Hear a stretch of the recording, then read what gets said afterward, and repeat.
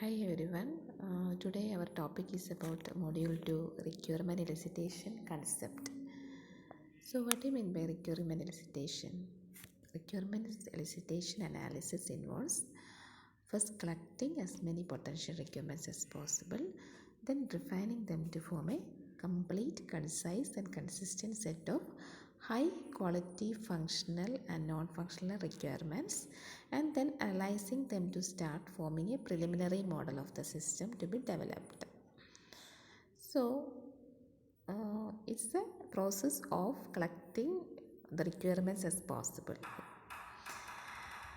So the functional requirements are often modeled with the aid of use cases and scenarios. While the analysis step starts to identify some of the candidate classes that will be needed in the system. So this is the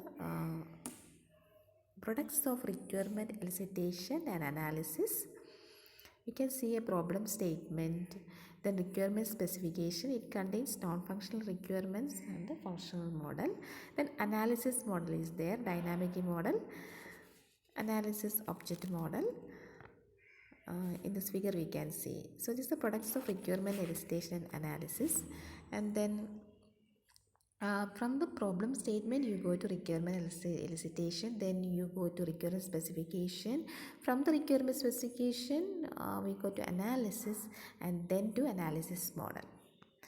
Let us look at each concept in detail. Requirement elicitation concept, it consists of functional requirements, non-functional requirements, completeness, consistency, clarity and correctness, realism, verifiability and traceability, then greenfield engineering, re-engineering, interface engineering. Let us look at the first requirement. What is the functional requirements? Functional requirements describe the things that the system must do. They can often be derived from stories about how the system will be used, which may be in the form of scenarios, use cases, or just a simple description of operations such as that I am showing here in this figure. So, the functional requirements means what? The things that the system must do. How the system will be used like that. And next is non-functional requirements. Non-functional requirements are the properties or characteristics that must have other than its basic functionality. Because non-functional requirements are generally more difficult to identify, checklists of some kind are often used to make sure that developers consider all possibilities and do not leave out anything important. For example, FUBS model is there. Okay, in FUBS model this is functional, usability, reliability, performance, supportability.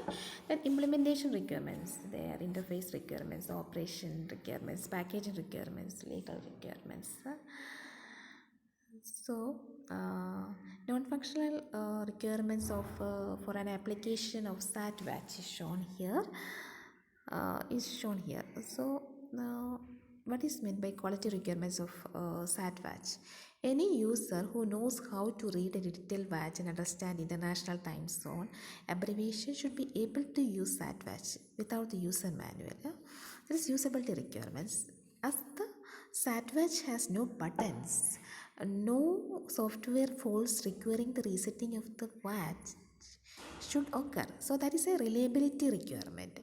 Then the SAT-WATCH should display correct time zone within 5 minutes of the end of GPS blackout period. That is performance requirements. If the SAT-WATCH should measure time within 1/100th second over 5 years, it is performance requirement. Okay. So SAT-WATCH should display time correctly in all 24 time zones. That is performance requirement. Then SAT-WATCH should accept upgrades to its onboard via Wi-Fi watch serial interface. That is supportability requirement. These are non-functional requirements of a SAT-WATCH. Then there is constraints for SAT-WATCH. All related software associated with the SAT-WATCH, including the onboard software, will be written using Java to comply with and the current company policy. That is implementation requirement.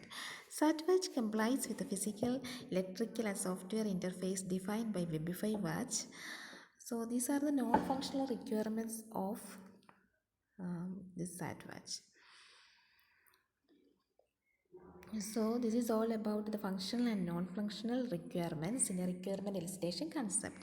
And next is completeness, consistency, clarity and correctness. The first step while specifying requirements is to gather as many potential requirements as possible regardless of quality considerations. However, before the final set of requirements can be accepted, both individual requirements and the overall set of requirements must pass through a quality gateway that only accepts high quality requirements and rejects others, or sends them back for further review and refinement. For example, some of the qualities that might be examined include uh, specification properties during validation. Complete means all features of interest are described by the requirements. For example of incompleteness, satisfied specification does not specify the boundary behavior when the user is standing within GPS accuracy limitations of say state boundary. The solution is that add a functional requirement starting the time depicted by Satvash should not change more often than once every 5 days.